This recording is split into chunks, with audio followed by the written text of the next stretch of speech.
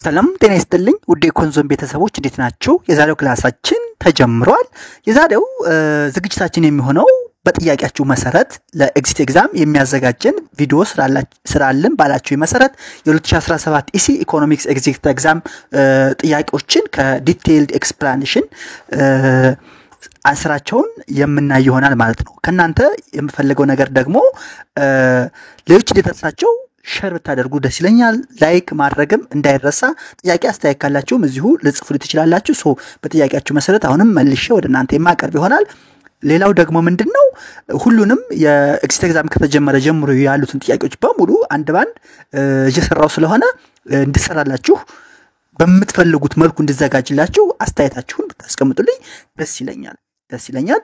ሶ እያንዳንዱ ጥያቄ with deep explanation ነው እንትን የሚለው በዚሁ ብዙ ነገር እንደምታገኙበት ተስፋ ማድረግ ወደ ለቱ ዝግጅት እንሄዳለን ማለት ነው። የመጀመሪያው ጥያቄ ምንድነው? which of the following is an example of binary response model? binary response model የሆነው የቱ ነው? A MA model, moving average model, B Garch model, C Arch model, D Profit model። መልሱ ምንድነው? Profit model ነው። binary response model ማለት ነው is a model when the dependent variable can take only two possible outcomes። አንድ ሞዴል binary response model ነው የሚባል ከሆነ dependent variable ሁለት possible outcome ሊኖር ይችላል። ወይ yes ነው ወይ success failure ነው ወይ 0 1 ነው። profit model ከሆነ ደግሞ profit models are class of regression model specifically designed for situation where the dependent variable is binary። dependent variable binary ሲሆን ምን ይባላል? profit model ይባላል። the model the probability that an observation fails into only two categories. The other option are time series model, moving average model, autoregressive conditional heteroscedasticity model, generalized arch model are used for forecasting and modeling volatility in financial and economic data, not for binary outcome. ስለዚህ ከነዚህ ውስጥ ሙቪንግ አቨሬጅ ሞዴል፣ ጋርች ሞዴል፣ አርች ሞዴል ምንድናቸው? ታይም ሲሪስ ሞዴል ናቸው። ፕሮፊት ሞዴል ከሆነ ግን ባይናሪ ሪስፖንስ ሞዴል ነው። ስለዚህ መልሱ ምንድነው ማለት ነው? ፕሮፊት ሞዴል ነው ማለት ነው። ይሄ ኢኮኖሚክስ ላይ የወጣ ጥያቄ ነው። ሁለተኛው ጥያቄ ምንድነው? consider a firm that wants to determine the optimal investment strategy over time to maximize its discounted profit. The firm faces the following dynamic optimization problem. Maximize 2x plus 18y minus 3y square by dt subject to x is equal to 12y plus 7 and x at 0 is equal to 5. Calculate the value of the control variable as the solution pass when time is equal to 1 ሲሆን ይሄን ፈልጉ ነው ጥያቄው ማለት ነው። ይሄ ማቴማቲካል ኢኮኖሚክስ ላይ የወጣ ጥያቄ ነው። A 12 B 10 C 11 D 13 ነው። መልሱ 11 ነው። እንዴት ይመጣል የሚለውን ኤክስፕላኔሽኑ ምንድነው? this is a dynamic optimization problem solving with Hamiltonian ወይም Lagrange multiplier in continuous time series method። እንግዲህ እንደምታስታውሱ ማቴማቲካል ኢኮኖሚክስ ላይ ላግራንጅ መልቲፕላየር ኢን ኮንቲኒዩስ ታይም ታስታውሳላችሁ። ኦፕቲማይዜሽን ሁለት ናቸው፣ ዳይናሚክ ኦፕቲማይዜሽን እና ስታቲክ ኦፕቲማይዜሽን። ስለዚህ ዳይናሚክ ኦፕቲማይዜሽን ከሆነ የምንጠቀመው ምንድነው? ላግራንጅ መልቲፕላየር ኢን ኮንቲኒዩስ ታይም ወይም ሃሚልቶኒያን የሚባለው ነው። ሃሚልቶኒያን ፈንክሽኑ h ምን ይሆናል? h is equal to 2x plus 18y minus 3y square plus lambda into 12y plus 7 ይሆናል። where lambda is constant variable ላምዳ ቢሆንና ሃሚልቶኒያን ፈንክሽኑ እንደዚህ ይሆናል ማለት ነው። the optimality condition ምን ይሆናል? partial derivative of the Hamiltonian by y partial derivative of y is equal to 0 ይሆናል። ከዛ ይሄን ስናደርገው gives 18y minus 6y plus 12 lambda is equal to 0. the constant equation ምን ይሆናል? ከዚህ በመነሳት constant equation lambda is equal to minus partial derivative of Hamiltonian by partial derivative of x is equal to minus ይሆናል። so with the transversality condition means lambda at 3 is equal to 0, we get lambda at t is equal to minus 2t plus 6 ይሆናል። So substituting into the optimality condition ይሄን lambda at is equal to minus 2t plus 6 ይሄን ወደ optimality condition substitute ብናደርገው ምን ይሰጠናል ማለት ነው gives y at is equal to 15 minus 40 at is equal to 1 ነው ከላይ የተጠየቅነው so ምን ይሆናል ማለት ነው y at is equal to 1 is equal to 15 minus 4 times 1 11 ይሆናል ማለት ነው 11 ይሆናል ማለት ነው ስለዚህ እንደዚህ አይነት ጥያቄ ተጠየቁ መጀመሪያ ሃሚልቶኒያን ፈንክሽንን ወይም ላግራንጅ መልቲፕላይን ኮንቲኒዩስ ታይም ኮንስትራክት ታደርጋላችሁ ከዛ ፓርሻል ዴሪቬቲቭ ኦፍ ዘ ሃሚልቶኒያን ዊዝ y እና ፓርሻል ዴሪቬቲቭ ኦፍ ዘ ሃሚልቶኒያን ዊዝ x ሰርታችሁ ኮስቴት ኢኩዌሽኑን ድራይቭ ካደረጋችሁ በኋላ ይሄን ወደ ትራንስፈርሳሊቲ ኮንዲሽንን አፕላይ ማድረግ ነው ማለት ነው ሶስተኛው ጥያቄ ምንድነው which of the following is not true ያልሆነው ማንኛው ነው ይለናል a life expectancy in Africa is increased steadily from due to better health care b life expectancy is probably the best single indicator of national health level c development generally improves the health system while better health increase productive social cohesion and economic welfare d there are growing inequality investment in health worldwide ይህ ጥያቄ ደግሞ ዴቨሎፕመንት ኢኮኖሚክስ ላይ የወጣ ጥያቄ ነው አንሰሩ ምንድነው ኤ ነው life expectancy in Africa increased steadily from due to better health care explanation ስናይ while life expectancy has generally increased globally ምንም እንኳን life expectancy globally ቢጨምርም the statement increased steadily is an oversimplification especially for Africa progress has been uneven and major setback like HIV/AIDS pandemic caused significant decline in life expectancy in many African countries from 1990s to early 2000. Therefore, the trend has not been steadily uninterrupted increase. The other statements are widely accepted in development economics. ስለዚህ ይሄ development economics ላይ የወጣ ጥያቄ ነው መልሱ ኤ ነው አራተኛው ጥያቄ which of the following is true about non-traded goods in project analysis ስለ በፕሮጀክት አናሊሲስ ጊዜ ስለ non-traded good እውነት የሆነው የትኛው ነው ይሄ ደግሞ ፕሮጀክት አናሊሲስ and development management ቱ ላይ የወጣ ጥያቄ ነው thus are goods that do not enter into international trade a b trade barriers cannot be potential reason for some goods to be non-tradable c thus can be valued directly at border price d thus can be valued directly at world price only የቢናይስ የሲናይድ ልዩነት ዲ ኦንሊ ያለው ሲ የለውም መልሱ ኤ ነው እነዚህ non-traded goods in project analysis ምንድናቸው thus are goods that do not enter into international trade non-traded goods ወደ international trade የማይገቡ ናቸው explanation ምንድነው non-traded goods are those that are produced and consumed domestically and are not imported or exported typically due to high transaction costs or the nature of the good example services like haircut real estate local construction የመሳሰሉት ለምሳሌ by the way international economics ሁለት ላይም ይሄ ነገር አለ ስለ ትሬድ እና ስለ non-traded purchasing power parity ስናነሳ ማለት ነው ሶ እዛ ላይም ቪዲዮ ሰርች በታለሁ ግን more project analysis ላይ ነው ይሄ ጥያቄው b option b is false option b false ነው because trade barriers like tariff and quotas are a primary reason why some potential tradable goods become non-tradable option c እና d እነሱም false ናቸው border prices and world prices are used to value traded goods border price እና world price የምንጠቀመው ለምንድን ነው ለትሬድድ ጉድስ ነው so non-traded goods are valued at their domestic economically opportunity cost traded goods non-traded goods valued የሚሆነው የት ነው at domestic economically opportunity cost ስለሆነ መልሱ ኤ ነው ማለት ነው question 5 a project analyst needs to undertake the social cost benefit analysis ይሄ ደግሞ ዴቨሎፕመንት ኢኮኖሚክስ ፕሮጀክት ማኔጅመንት ሁለት ላይ የወጣ ጥያቄ ነው የፕሮጀክት አናሊስት ምን ማድረግ አለበት needs to undertake the social cost benefit analysis because a project analysis has to look into whether his or her choice has consequence for foreign exchange earning income distribution and other things relevant to national objective b the project analyst gives little attention to who receive the benefit and pay the cost. C, the project analysis only concerned with the determination of the level of project's benefit and cost. D, economic and financial appraisal go beyond social appraisal. ይሄ እንዳልኳችሁ ፕሮጀክት አናላይሲስ ላይ ያለ ጥያቄ ነው። መልሱ ኤ ነው። The project analysis has to look into whether his or her choice has consequence for foreign exchange earning, income distribution, and other things relevant to national objective. Explanation ስናይ social cost benefit analysis SCB የምንለው ማለት ነው evaluate a project from the perspective of entire society, not just the private investor.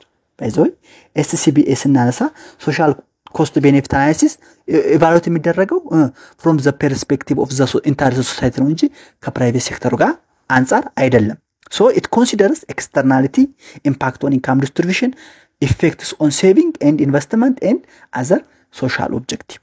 So option B and C describes narrow financial analysis, which is the opposite of social cost benefit analysis. ቢናሲ ማለት ነው። ቢናሲ የሶሻል የፋይናንሻል አናሊሲስ ነው የሚያሳዩት። ኦፕሽን ዲ incorrect. A social appraisal is the most comprehensive form going beyond more mere economic and financial appraisal ማለት ነው። ስለዚህ social appraisal comprehensive form ነው። በጣም ሰፊ ነው። ከሜሪ ከሲምፕል ኢኮኖሚክ እና ፋይናንሻል appraisal beyond የሚሄድ ነው ማለት ነው። ስለዚህ መልሱ ይሄ ኤ ነው። ስድስተኛው ጥያቄ which of the following is not a major factor raising least developing countries agricultural labor productivity?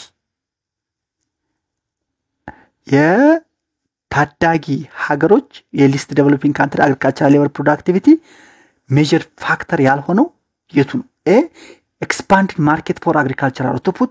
B, new biological chemical mechanism input in production. C, new technical and organizational knowledge from greater specialization.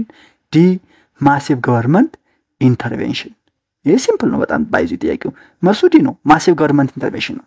Explanations ላይ while government policy can play a positive role, example in research and development infrastructure, massive government intervention is not universally recognized major factor. ምንም እንኳን government በሊስት ዴቨሎፒንግ ካንትሪ agricultural productivity ላይ just በሪሰርች በዴቨሎፕመንት በኢንፍራስትራክቸር ፕሮቫይድ በማድረግ ፖዚቲቭ ሮል ቢጫወትም ዩኒቨርሳሊ ሪኮግናይዝድ ግን አይደለም. In many cases heavy handed intervention like price control, state owned firms has actually reduced agricultural productivity and distorted market. So option A, B and C are all direct drivers of increased agricultural productivity.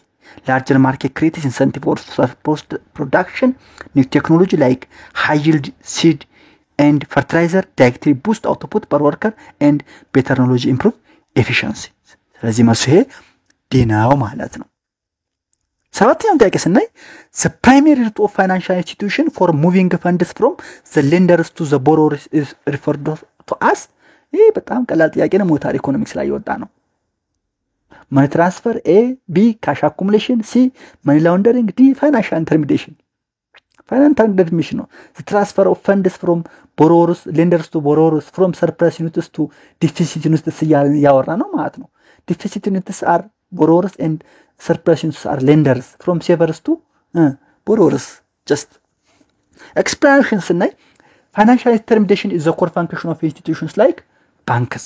They collect funds from savers or depositors and channel them to borrowers, investors or consumers, businesses, transferring the term and managing the risk in the process.